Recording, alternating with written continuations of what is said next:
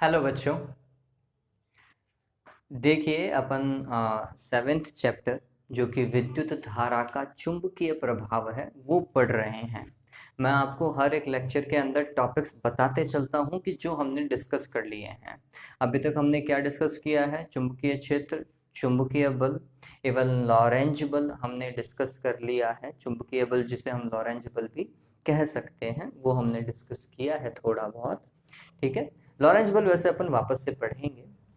फिर इसके बाद में अपन ने डिस्कस किया था जो इम्पोर्टेंट पॉइंट है बच्चों, चुंबकीय क्षेत्र की दिशा और बायो सावर्ट का नियम, ये अपन ने डिस्कस किया है। और बायो सावर्ट के नियम की पहली एप्लीकेशन मतलब पहला अनुप्रयोग जो है वो अपन ने डिस्कस कर लिया है। वो था क्या?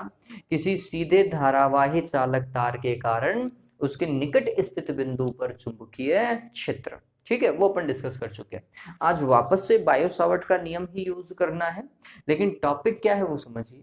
टॉपिक हमारे पास में है किसी धारावाही कुंडली के केंद्र पर चुंबकीय क्षेत्र। तो देखो पहले तो समझो धारावाही कुंडली और वृत्ताकार कुंडली है, ये ध्यान में रखें। और उसके कहां पर चुंबकीय क्षेत्र कैलकुलेट करना है? उसके केंद्र पर चुंबकीय क्षेत्र को हमें कैलकुलेट करना है। इंग्लिश के अंदर अगर हम बोलेंगे तो धारावाही वृत्तीय कुंडली को क्या बोलेंगे? Current carrying circular coil. Current carrying circular coil. English के अंदर बुक्स में इसे सी सी सी सी लिखा जाता है, 4 टाइम्स सी लिखा जाता है। करंट कैरिंग सर्कुलर कॉइल हो गया। कहां पे? सेंटर पर। और मैग्नेटिक फील्ड कैलकुलेट करना है। So magnetic field at the centre of current carrying circular coil. ठीक है, अब ये थोड़ा समझने लायक बात है बच्चों। आपको क्या करना है, डायग्राम को समझिए। आपको क्या बनाना है? सबसे पहले एक सर्कुलर कॉइल बनाना है। तो सर्कुलर कॉइल, वृत्तीय लूप या धारावाही वृत्तीय कुंडली। तो ये हमने एक धारावाही वृत्तीय कुंडली बना दी। इसका खुद का कुछ ना कुछ क्या होगा बच्चों? एक केंद्र भी होगा, और केंद्र से इसके परिधि पर स्थित समस्त बिंदु समान दूरी पर होते हैं, त्रिज्या के बराबर। भाई केंद्र और परिधि के बीच की दूरी कितनी होती है? त्रिज्या के बराबर ही होती है। ठीक है, अब इसमें इस धारावाही कुंडली के अंदर क्या प्रवाहित हो रही है? आंसर है धारा। क्या प्रवाहित हो रही है? धारा। उस धारा का परिमाण कितना? आंसर है आई। इसकी त्रिज्या कितनी? आंसर है कैपिटल आर, है ना। धारावाही कुंडली की त्रिज्या कितनी? Capital R. अपन को क्या करना है? अपन पहले इसका एक छोटा सा भाग काट लेंगे। बायो सावर्ट का नियम लेना है तो क्या करना पड़ेगा? इस धारावाही कुंडली का हमें क्या करना पड़ेगा? एक छोटा सा भाग काट लेना है। ये हमने काट लिया। ठीक, फिर क्या करना है? इस छोटे से भाग के केंद्र से, देखो ये छोटा सा भाग, इसकी लंबाई कितनी होगी? डीएल होगी। फिर इसके ऊपर आपको क्या खींचना पड़ेगा? स्पर्श रेखा, क्योंकि डीएल का क्या है? खुद की एक दिशा है। तो आपने उस डीएल की दिशा देखी, ये डीएल की दिशा है बच्चों, ये डीएल वेक्टर है इस तरफ, ये ध्यान में रखिएगा। ठीक, तो स्पर्श रेखा खींची, स्पर्श रेखा से हमें क्या प्राप्त हो गई? उस डीएल की क्या पता? दिशा प्राप्त हो गई है। अब आप ये समझिए कि इस डीएल का, इसके केंद्र का वृत्तीय केंद्र से कितना दूरी होगा? आंसर है कैपिटल आर, वृत्त की त्रिज्या के बराबर। और आपको पता होना चाहिए एक स्पर्श रेखा और एक त्रिज्या के मध्य कितने डिग्री का कोण होता है? कितने का? 90 डिग्री का। ठीक है, और आप जो बायो सावर्ट का नियम यूज करते हैं या फिर जो हम यूज करते हैं वो क्या है? डीबी बराबर mu naught upon 4 pi I D L sine theta divided by R square. और वो थीटा किसके बीच में था? तो हम बोलते हैं डीएल वेक्टर और आर के बीच में। ठीक है, आर के बीच में था। ठीक, तो अब देखो आर और डीएल वेक्टर के बीच में कोण कितना है? 90 डिग्री है, ये ध्यान में रखिएगा। तो पहले तो इस छोटे से अल्पांश डीएल के कारण हमें क्या निकालना पड़ेगा? चुंबकीय क्षेत्र निकालना पड़ेगा। और फिर उस चुंबकीय क्षेत्र का हम क्या करेंगे? समाकलन करेंगे। तो जैसे ही हमने समाकलन कर दिया तो संपूर्ण धारावाही लूप के कारण हमारे पास में क्या आ जाएगा? चुंबकीय क्षेत्र आ जाएगा। ठीक है, अब अगर मैं आपको पूछूं कि अगर धारा ऐसे बह रही है, इस तरफ से यूं धारा अगर बह रही है, तो केंद्र पर चुंबकीय क्षेत्र की दिशा क्या होगी? तो हम बोलते हैं राइट हैंड पाम रूल, है ना। वृत्तीय धाराओं के लिए दाहिनी हथेली का नियम। ठीक है, दाहिनी हथेली, राइट हैंड का जो पाम होता है ना, इसका नियम यूज करेंगे। इसमें क्या करेंगे? ये घूमती हुई अंगुलियां किसको प्रदर्शित करनी चाहिए? धारा की दिशा को। तो ये धारा ऐसे बह रही है तो घूमती हुई अंगुलियां ऐसे गई, तो हमारा ये जो अंगूठा है वो किसको प्रदर्शित करेगा? चुंबकीय क्षेत्र की दिशा को। देखो ऐसा लेकर के जाएं तो अंगूठा कहाँ की ओर जा रहा है बच्चों? अंदर की ओर जा रहा है, नहीं जा रहा है? ठीक है, तो यहाँ पे चुंबकीय क्षेत्र क्या है? तल के लंबवत अंदर की ओर है। तो यहाँ पर क्रॉस आना चाहिए था या डॉट आना चाहिए था? आंसर है क्रॉस। तल के लंबवत अंदर की ओर के लिए क्या होता है? क्रॉस होता है, और बाहर की ओर होता तो डॉट लगाते। बात समझ में आ गई है? तो उम्मीद करता हूँ ये चीज आपको समझ में आ गई होगी। अब काम करना चालू करते हैं डेरिवेशन वाला पार्ट। ठीक, ये DL5 आप चाहे तो इसको कैप लगा दीजिएगा, ये वास्तविकता में दिशा है। ठीक है, चलिए तो अब देखिए काम कर लेते हैं। हमने बोला कि माना, समझिए थोड़ी थियरी में, चलो बता ही दे रहा हूं। माना कैपिटल R त्रिज्या के वृत्तीय लूप के अंदर I परिमाण की धारा प्रवाहित हो रही है। इस प्रवाहित धारा के कारण कुंडली के केंद्र पर चुंबकीय क्षेत्र बायो सावर्ट के नियमानुसार निम्न प्रकार ज्ञात किया जाएगा। चलो कैसे ज्ञात करेंगे वो देखिए। तो हमने लिखा बायो सावर्ट के नियम से।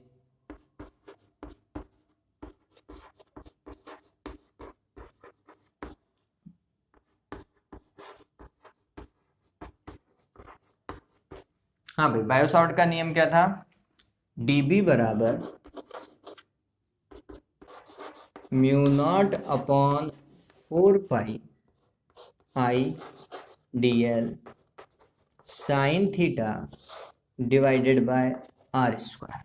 मैं स्मॉल आर लिख रहा हूं अभी, ठीक है, लेकिन बाद में हमें ये पता होना चाहिए कि ये जो स्मॉल आर है वो तो कैपिटल आर के बराबर है। केंद्र की जिस बिंदु पे हमें चुंबकीय क्षेत्र ज्ञात करना है वो बिंदु है O, और O किस DL से दूरी है? Capital R. तो स्मॉल आर बराबर यहाँ पर क्या है? कैपिटल आर है। ठीक है, और थीटा बराबर यहाँ पर क्या है? 90 डिग्री है। ठीक, अब हम लिखेंगे क्या बच्चों?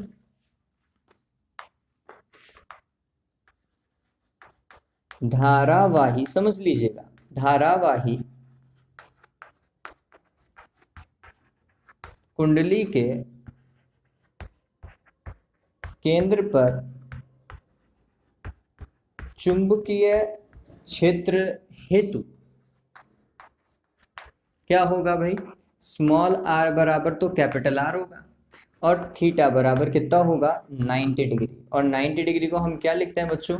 π/2 भी लिख सकते हैं, बात एक ही है ना? चलिए, तो अतः अल्पांश के कारण ही निकाल रहे हैं, ये बात ध्यान में रखें। dB बराबर क्या हो जाएगा?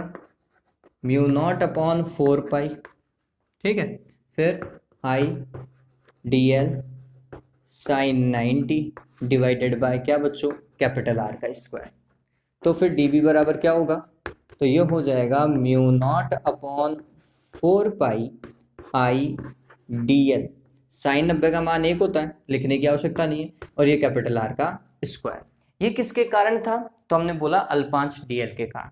तो संपूर्ण धारावाही लूप के कारण केंद्र पर चुंबकीय क्षेत्र क्या होगा? अतः समझिए, अतः संपूर्ण धारावाही लूप के कारण कुंडली के केंद्र पर चुंबकीय क्षेत्र, ठीक है। अब धारावाही कुंडली के केंद्र पर चुंबकीय क्षेत्र ज्ञात करेंगे वापस से, किसके कारण? पूरे लूप के कारण। तो पूरे लूप के लिए या पूरी कुंडली के लिए हमने क्या कर दिया? इसका समाकलन किया। तो dB बराबर क्या हो जाएगा वो थोड़ा समझिए, म्यू नॉट अपॉन 4 पाई, बहुत सिंपल सा डेरिवेशन था बच्चों, I dl divided by R square, और इसका हमें क्या करना पड़ेगा? समाकलन करना पड़ेगा, ठीक है। बंद समाकलन मत लगा दीजिएगा, थोड़ा पार्ट इधर कर लेंगे बच्चों, आप पार्ट अपन यहाँ कंटिन्यू करेंगे। अब देखो म्यू नॉट अपॉन 4 पाई कांस्टेंट है, कुंडली की त्रिज्या कांस्टेंट है, प्रवाहित धारा कांस्टेंट है, ठीक है। तो डीबी का तो समाकलन किया तो क्या आएगा बच्चों, बी आएगा। और जो कांस्टेंट है मतलब जो नियत मान है उन्हें बाहर निकालो, तो म्यू नॉट अपॉन 4 पाई बाहर आ गया, आई बाहर आ गया, और कैपिटल आर भी क्या आ गया, बाहर आ गया। समाकलन सिर्फ और सिर्फ किसका होगा, डीएल का होगा, ठीक है। अब डीएल का समाकलन करेंगे तो ये तो छोटा सा भाग था, डीएल का समाकलन करोगे तो पूरे लूप की लंबाई आएगी। और किसी भी वृत्तीय लूप की मतलब किसी भी वृत्त की पूरी लंबाई कितनी होती है, वृत्त की लंबाई मतलब वृत्त की परिधि बच्चों, सीधी सी बात है। और वृत्त की परिधि कितनी होती है, पाई आर स्क्वायर, है ना। अरे होशियार की पूछड़ी हो, 2 पाई आर होती है, ठीक है। वृत्त की जो ये जो परिधि होती है वो क्या होती है, 2 पाई आर होती है। पाई आर स्क्वायर क्या होता है, क्षेत्रफल होता है, ध्यान में रखा करो। चलिए तो ये क्या हो जाएगा, mu naught upon 4 pi I divided by capital R square. और डीएल के लिए कितना रखेंगे अपन बच्चों, 2 पाई, स्मॉल आर लिखूं या कैपिटल आर लिखूं, कैपिटल आर, क्योंकि त्रिज्या कैपिटल आर थी। एक आर से एक आर क्या हो जाएगा, कैंसिल हो जाएगा। 2 पाई से आप इसको काटोगे तो यहाँ पे कितना आएगा, 2 आ जाएगा। तो क्या हुआ, म्यू नॉट अपॉन 2 और एन डिवाइडेड बाय आर, ये तो रहा। तो केंद्र पर चुंबकीय क्षेत्र, मैग्नेटिक फील्ड एट सेंटर कितना हो जाएगा, mu naught I upon 2 R, ठीक है। ये ध्यान में रखें। अब ये चुंबकीय क्षेत्र किसके कारण था वो समझे। तुमने बोला कि यहाँ पे सिर्फ और सिर्फ एक ही फेरा है, कुंडली में कितने फेरे हैं, आंसर है एक फेरा है। एक फेरे के कारण इतना, तो अगर इसकी जगह मैं 2 फेरे लगा देता, 2 चक्कर लगाता, पहला चक्कर फिर दूसरा चक्कर, दैट इज फेरा, है ना। तो 2 चक्कर होते मतलब 2 फेरे होते, तो फिर इसको किससे गुणा कर देते, 2 से गुणा कर देते। अगर 3 फेरे होते तो तुमने बोला एक फेरे के कारण इतना, तो 3 फेरे के कारण क्या, इसको 3 से गुणा कर दिया। अगर इसके पास में कैपिटल एन फेरे होते, कुंडली में कितने फेरे होते हैं, कैपिटल एन फेरे होते, तो फिर इसको किससे गुणा करते, कैपिटल एन से। तो ये स्टैंडर्ड फॉर्मेट बन गया। क्या स्टैंडर्ड फॉर्मेट बन गया वो समझ लीजिए। तो हम क्या लिखेंगे, यदि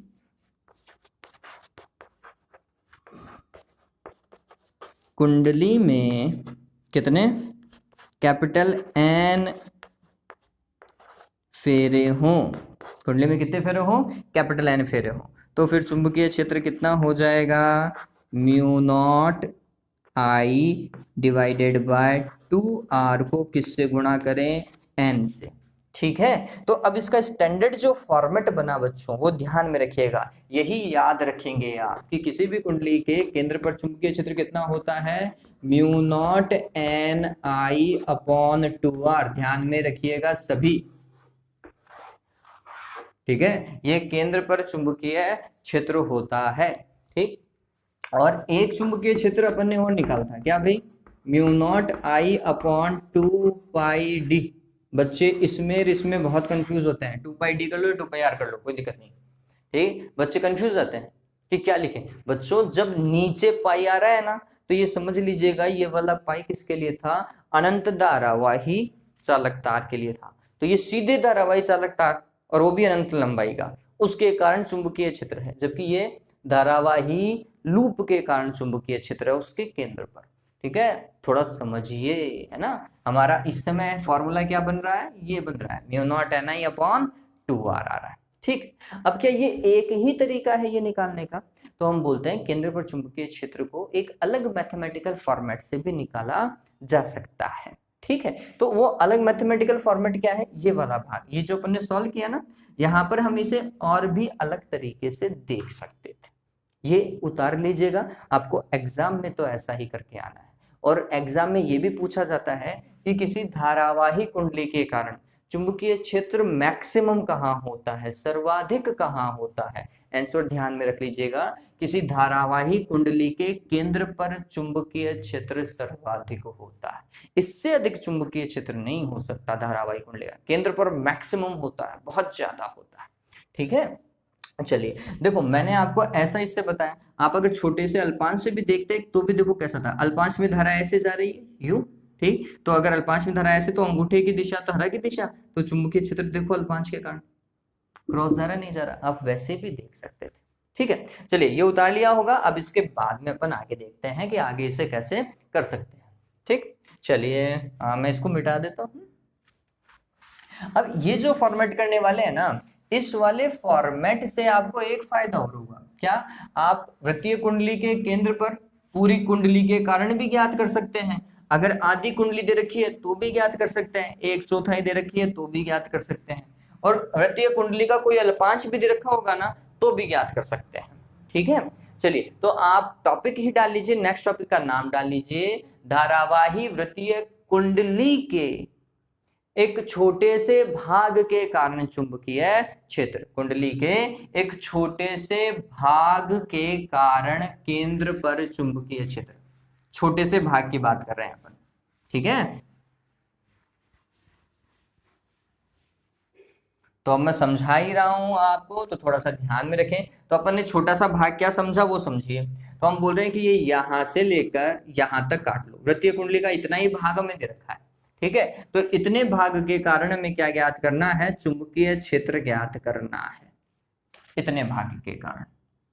ठीक, तो अब आप ये थोड़ा समझिए बच्चों कि ये पूरा का पूरा डीएल माना जाएगा इस केस में। ये पूरा यहां से लेकर यहां तक, इसको मैं ए नाम दे देता हूं, इसे मैं बी नाम देता हूं, तो इस पूरे डीएल का मान कितना है?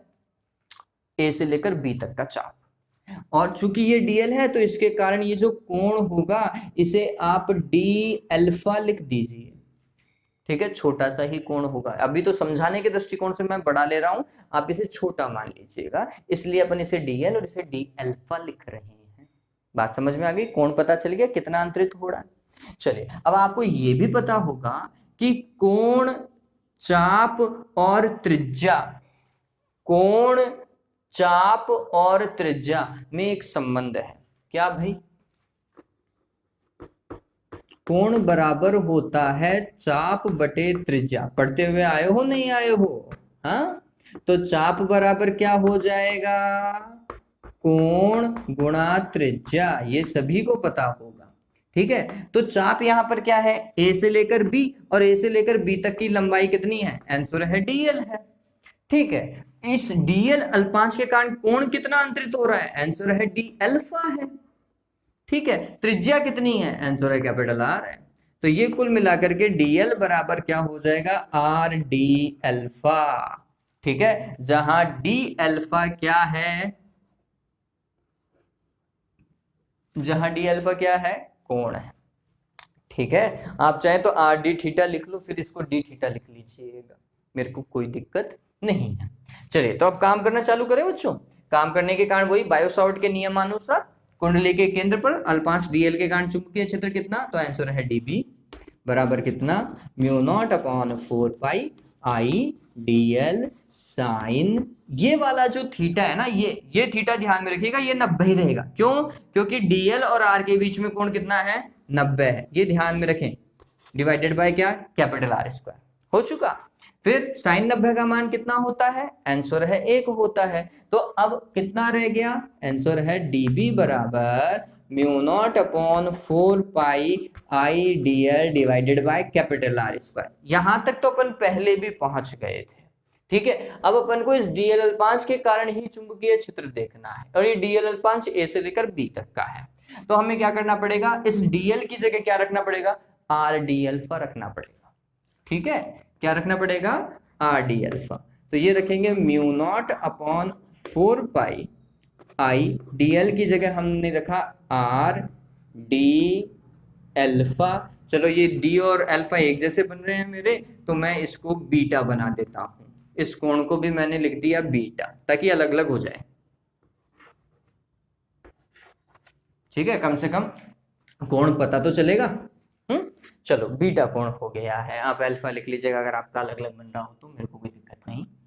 हाँ, तो फिर ये हो गया काम इतना। डिवाइडेड बाय क्या बच्चों? Are square. एक आर से एक आर कैंसिल हो गया, तो ये कितना हुआ? म्यू नॉट अपॉन 4 पाई, नीचे कैपिटल आर आ रहा है, और यहाँ पर आई डी बीटा। अब इस डी बीटा का मान रखते जाओ, आंसर निकालते जाओ। ठीक है, डी बीटा का मान संपूर्ण के लिए, संपूर्ण धारावाही कुंडली के कारण कितना होगा? संपूर्ण के लिए बोल रहा हूं, तो हमने बोला समझना अब इस चीज को, संपूर्ण धारावाही कुंडली के कारण। संपूर्ण धारावाही कुंडली के कारण क्या होगा भाई, तुमने बोला कि पूरी कुंडली केंद्र पर 360 डिग्री का कोण अंतरित करती है, और 360 को अगर रेडियन में लिखूं तो 2 पाई लिखते हैं, लिखते हैं नहीं लिखते हैं, तो इस डी बीटा का मान हो जाएगा कितना, 2 पाई। ठीक है, तो ये रखो, तो यहाँ पे केंद्र पर हो जाएगा B बराबर, बी एट सेंटर बराबर म्यू नॉट अपॉन 4 पाई r इंटू आई, और डी बीटा की जगह कितना, 2 पाई। सॉल्व करो, 2 पाई से 2 आएगा क्या कटने के बाद में, कितना आ गया, mu naught I upon 2r। बताओ भाई आ रहा है नहीं आ रहा है, आ रहा है, यही तो निकाला था। ठीक, इससे हम और क्या निकाल सकते हैं, अगर आधे के लिए कोई बोल दे तो,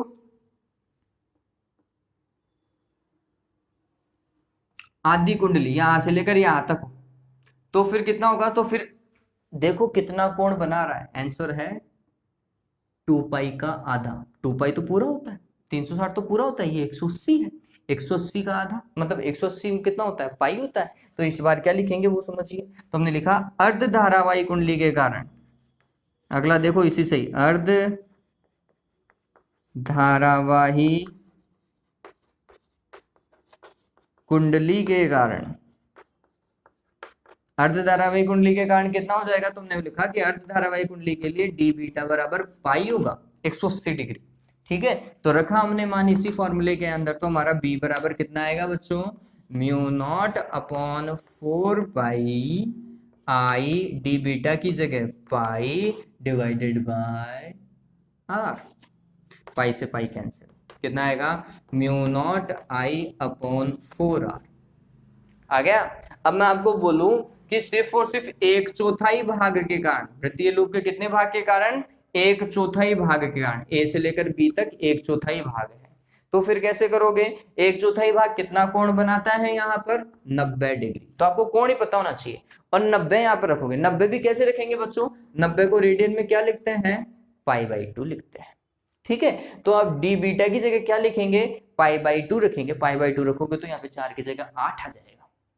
बात समझ रहे हो मेरी, किस तरीके से करेंगे, तो ये वो तरीका है जिससे आप एक छोटे से अल्पांश के कारण भी चुंबकीय क्षेत्र निकाल सकते हैं, अगर हमें केंद्र पर अंतरित कोण पता हो। फॉर्मूला ध्यान में रखिएगा, बस यहाँ पे केंद्र पर अंतरित कोण का मान रखो, आंसर निकाल दो।